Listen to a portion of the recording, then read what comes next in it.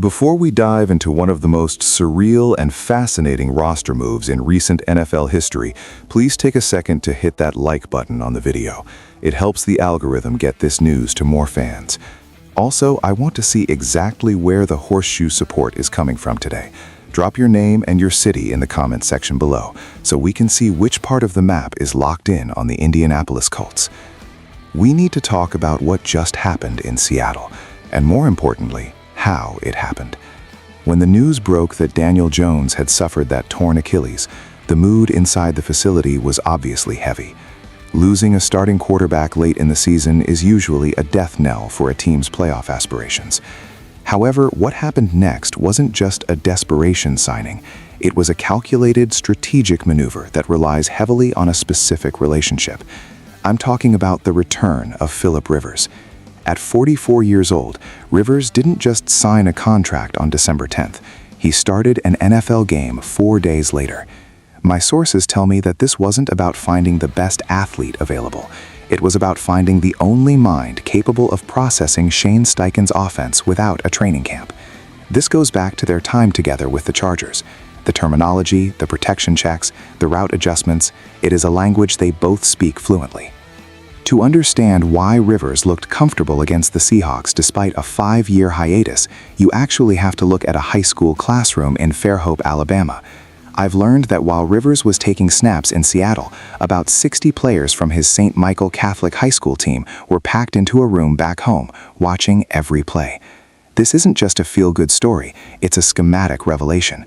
Rivers has been the head coach there since 2021, and he hasn't been running a standard high school offense. He has been running the Colts offense. According to defensive coordinator Simon Cortopassi down at St. Michael, the verbiage Rivers was shouting at the line of scrimmage in Seattle was nearly identical to the play calls he used in the high school state semifinals just weeks prior. This is the critical piece of the puzzle. Rivers hasn't been sitting on a couch. He has been mentally repsing Shane Steichen's system every single day as a coach. He has been teaching the concepts, which means he understands the why behind every play call better than perhaps any backup quarterback currently on an NFL roster could. The integration was immediate. When Rivers connected with Josh Downs for a touchdown, it wasn't just a veteran making a play. It was a coach executing a concept he has drilled hundreds of times.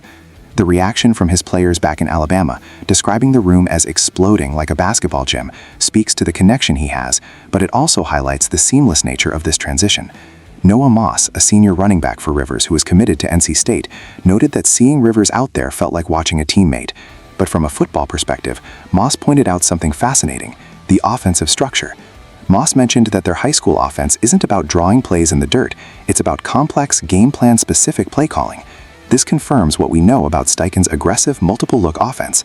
Rivers didn't have to learn the playbook last week. He's been the one holding the marker at the whiteboard for 3 years. Let's look at the personnel matching. One of the reasons I'm told the Colts felt comfortable with this move is because Rivers understands how to utilize the specific weapons on this roster. His high school players actually study film of the Indianapolis Colts to learn their positions.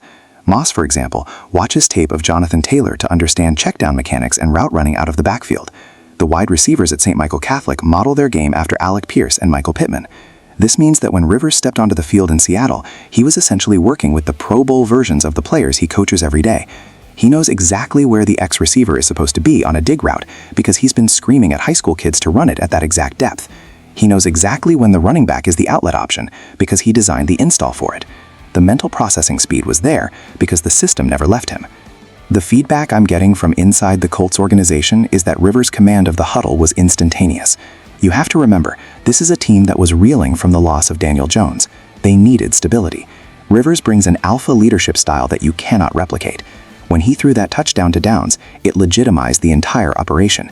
It proved to the locker room that this season isn't over. And let's be honest, the jokes about his age were flying in the St. Michael group chat initially. Noah Moss admitted he thought the news was fake until Gunnar Rivers, Philip's son and a top QB prospect himself, confirmed it. But once the pads were on, the age factor disappeared and the football IQ took over. We are seeing a 16-year veteran who plays with the enthusiasm of the high schoolers he mentors. That energy is infectious. Strategically, expect the Colts to lean heavily into this. With Rivers under center, Steichen can open up the entire playbook. He doesn't have to water down the game plan for a newcomer. They can run the complex play-action shots, the intricate screen games, and the no-huddle tempo that Rivers thrives in. The offensive line, which the St. Michael line tries to emulate, gave him the time he needed. and that symbiotic relationship between protection and quarterback processing is going to be vital down the stretch. Rivers isn't going to scramble for 50 yards, but he is going to manipulate the pocket and get the ball out on time, which is exactly what this receiving corps needs. He is playing point guard just like he tells his high school quarterback to do. It is also worth noting the commitment here. Cortopassi mentioned that Rivers plans to return to his role as head coach after this NFL stint is over. This is a temporary assignment, a mercenary mission to save the Colts season. That clarity of purpose liberates everyone. There is no quarterback controversy for next year. There is only the mission to win right now. This unique dynamic, an NFL starter who is actively a high school head coach, creates a level of buy-in that is rare. He is doing this for the love of the game and the relationship with Steichen. And for the fans in Indianapolis, it gives you a quarterback who is arguably the most prepared emergency signing in the history of the league. So as we look toward the next matchup, keep an eye on the communication at the line of scrimmage. Watch how Rivers adjusts the protection. Watch how he audibles based on the defensive front. That isn't just veteran savvy, that is a coach at work. The Colts didn't just sign a player, they signed an extension of the coaching staff who happens to have a golden right arm. I want to hear your thoughts on this move. Do you think Philip Rivers has enough left in the tank to lead this team to a playoff run? Or is the age factor eventually going to catch up with him against faster defenses?